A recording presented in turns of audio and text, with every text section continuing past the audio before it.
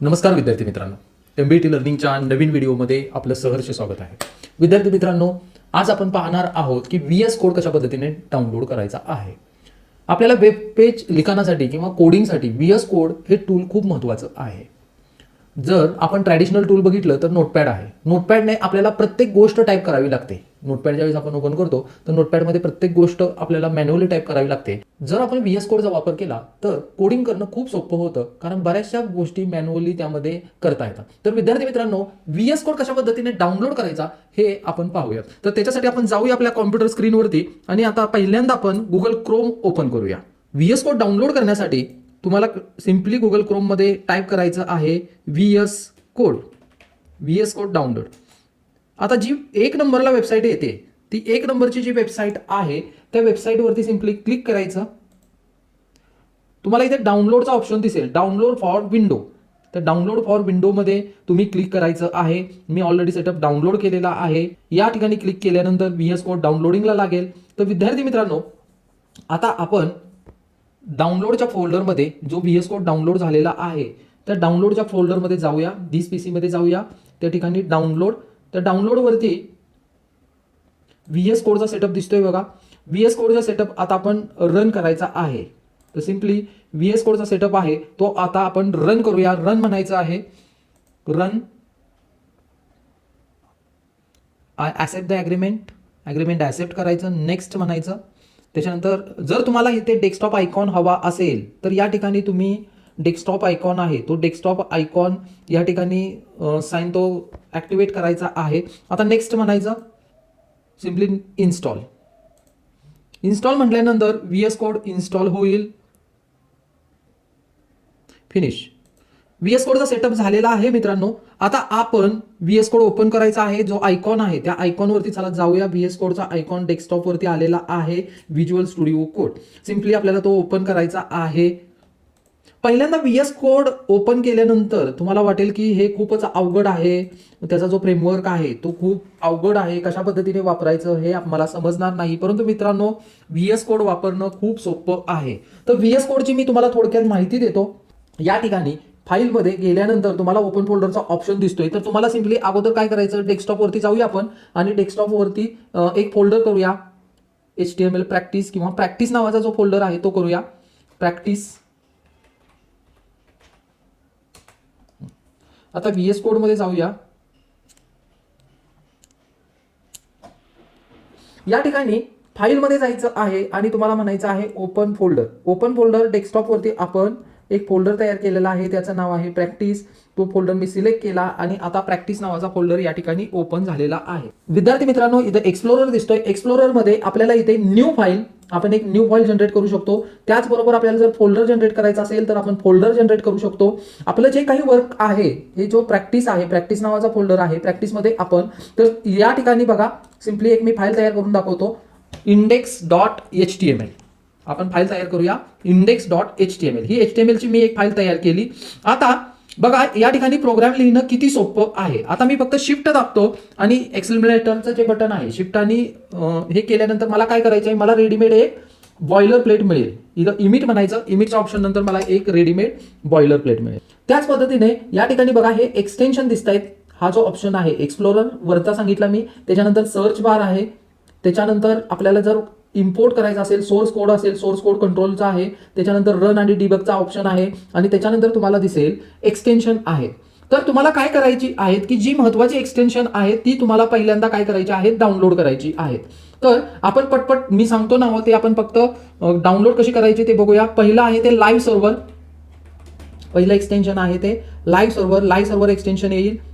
त्यामुळे आपण जे लाईव्ह काम करतोय ते लाईव्ह काम आपल्याला अपडेट करता येतील. ते इन्स्टॉल आपण करूया. लाईव्ह सर्व्हर इन्स्टॉल करूया. या ठिकाणी लाईव्ह सर्व्हर इन्स्टॉल करायचं आहे. आता नेक्स्ट आपण एक्सटेन्शन बघूया. ते आहे लाईव्ह प्रिव्ह्यू.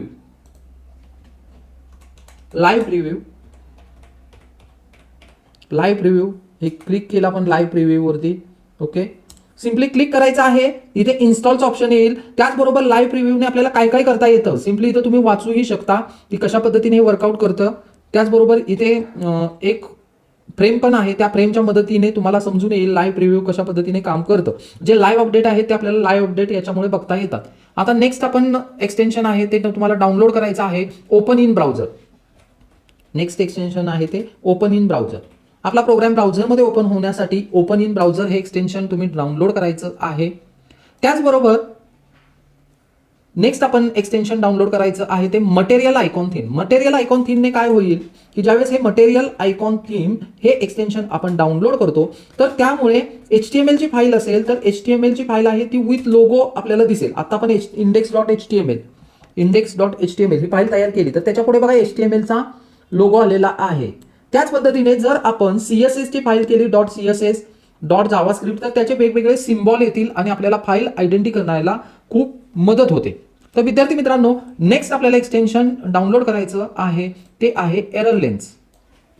एरर लेन्स आपल्या प्रोग्राममध्ये काही जे प्रॉब्लेम असतील किंवा आपल्या प्रोग्राममध्ये ज्यावेळेस आपण कोडिंग करतो त्यावेळेस आपल्याला काही एरर आल्या तर हे एरर लेन्स आपल्याला दाखवून देईल की कशा पद्धतीने आपण एरर आयडेंटिफाय करू शकतो. इथे एक्झाम्पल दिलेलं आहे एरर लेन्सचं बघा. या पद्धतीने तुम्हाला रेड कलरमध्ये जे काही एक्सपेक्टेड आहे ते एक्सपेक्टेड तुम्हाला त्या ठिकाणी करेक्शन सांगितले जातात. आता नेक्स्ट एक्सटेन्शन आहे ते आपल्याला टाईप करायचं आहे डाउनलोड करायचं आहे ते आहे ऑटो रिनेम टॅग.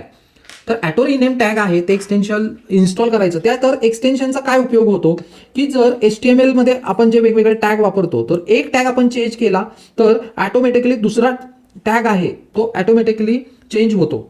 त्याच्यासाठी ऑटो रिनेम हे एक्सटेन्शन वापरायचं आहे.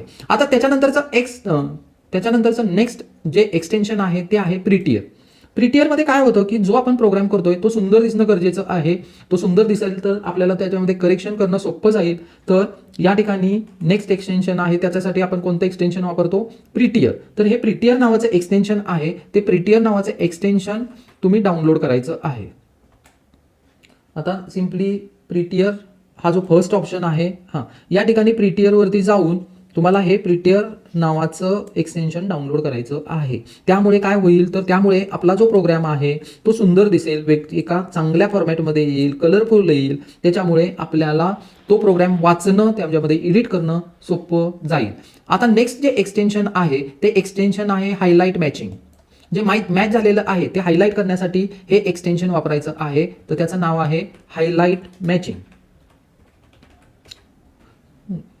Highlight matching okay. त्याच्यावरती क्लिक करायचं आहे आणि क्लिक करून आपल्याला त्यावरती इन्स्टॉल करायचं आहे. जे मॅच झालेलं आहे या ठिकाणी बघा हायलाइट मॅचिंग जो जे डिव आहे ते दोन्ही हायलाइट होत आहेत त्याच्यासाठी हे एक्सटेन्शन आपल्याला वापरायचं आहे. या पद्धतीने एक्सटेन्शनच्या खाली तुम्हाला संपूर्णपणे माहिती दिलेली आहे. आता जे नेक्स्ट एक्सटेन्शन आहे ते एक्सटेन्शन आहे बेटर कमेंट. आपण प्रोग्रामिंग करत असताना कमेंट खूप महत्त्वाच्या असतात. तर कमेंट चांगल्या पद्धतीने करण्यासाठी किंवा कमेंट आकर्षक पद्धतीने करण्यासाठी बेटर कमेंट हे आपण टूल जे एक्सटेन्शन आहे ते वापरतो. तर जो पहिलाच ऑप्शन आहे इथे दिसतोय बघा तुम्हाला, तर तो बेटर कमेंट तुम्हाला या ठिकाणी इन्स्टॉल करायचा आहे. तर अशा पद्धतीने विद्यार्थी मित्रांनो तुम्हाला VS कोड डाउनलोड करायचा आहे आणि VS कोड डाउनलोड करून तुम्हाला ऍक्च्युअल प्रोग्रामिंग करायचं आहे. तर विद्यार्थी मित्रांनो आता आपण पाहणार आहोत की VS कोड मध्ये कशा पद्धतीने आपण कोडिंग करू शकतो. तर या ठिकाणी आपण पहिल्यांदा एक बॉयलर प्लेट घेऊया. शिफ्ट या ठिकाणी इमिट म्हणायचं आहे. इमिट म्हटलं एक बॉयलर प्लेट घेतली. आता मी या ठिकाणी बॉडीमध्ये एक हेडिंग ऍड करतोय. H1 टॅग वापरतोय आणि H1 टॅग वापरून त्या ठिकाणी एक आपण हेडिंग ऍड करतोय. बघा मी या ठिकाणी H1 टाईप केल्यानंतर रेडीमेड पुन्हा एकदा बघा तुम्हाला दाखवतो. हे मी क्लिअर करतो पूर्ण. आता या ठिकाणी फक्त H1 टाईप केलं, H2 टाईप केलं. या ठिकाणी बघा H1 आलेला आहे. मी इथं क्लिक केलं पूर्ण ते H1 ओपन ब्रॅकेट आणि क्लोज ब्रॅकेट हे दोन्ही आपल्याला त्यामध्ये करता आलेले आहेत. तर आता याच्यामध्ये आपण टाईप करूया माय फर्स्ट हेडिंग. माय फर्स्ट हेडिंग ओके. आता आपल्याला राईट क्लिक करायचं आहे. आता जे माय फर्स्ट हेडिंग आहे हे लिहिलेलं याचं ब्राउझरवरती काय आउटपुट आहे हे पाहण्यासाठी आपल्याला काय करायचं आहे तर open with live server right click करायचं आणि काय म्हणायचं ओपन विथ लाईव्ह सर्व्हर. तुम्हाला जे आउटपुट आहे ते आउटपुट दिसेल. तर विद्यार्थी मित्रांनो अशा पद्धतीने तुम्हाला VS कोडचा कोडिंग आणि प्रोग्रामिंगच्या प्रॅक्टिससाठी उपयोग करायचा आहे. धन्यवाद मित्रांनो. पुन्हा भेटूया आपण नवीन व्हिडिओमध्ये. चॅनलला लाईक आणि सबस्क्राईब जरूर करा. धन्यवाद. थँक्यू.